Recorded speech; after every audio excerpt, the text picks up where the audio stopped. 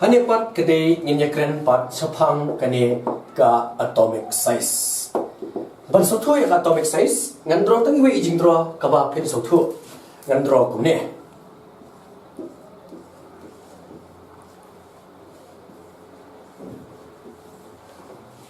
Pi kalong kumno kat bagi dang yan nakadiang shakamon lane nakadiang shakamon tamot kade across a period.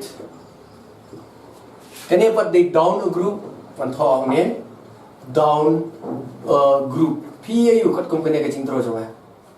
P ba across a period the size decreases.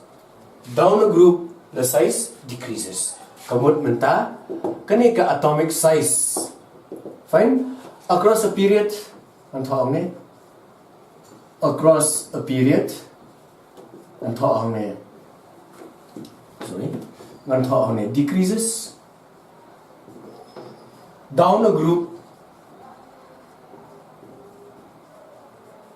it increases. So, kasubha ban sotho ikne tang tak ba sotho yakini ki chintro jwa.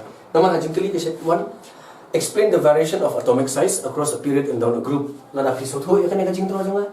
Atomic size across a period it decreases. Down a group it increases. Kani kadi simak lani arma bat natrai kani ram ipi. Nimpoi pat sa sakabenta ka malai. Jong kani kaba nga hikay mi kata ki khot ka electropositivity.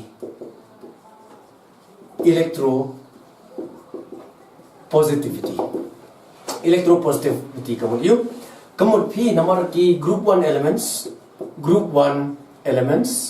they will lose 1 electron nga tho kumne. They will lose 1 electron, so they become M. M stands for metal. They become M plus 1. Group 2 elements, they lose 2 electrons. They become M2 plus. Group 3 elements, they will lose 3 electrons. They become M3 plus. So the number of electrons lost by these metals of group 1, group 2 and group 3 is referred to as electropositivity.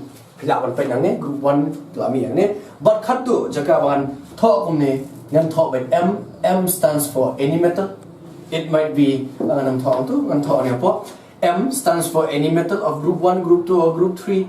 They may lose n number of electrons where n stands for 1, 2 or 3 electrons tho. It becomes M n plus. Hangiru n, it may be 1, 2 or 3. Ngan sepunten mau. Lada okay element na group 1, metal na group 1, it will lose 1 electron. So kalau M plus, example sodium, potassium.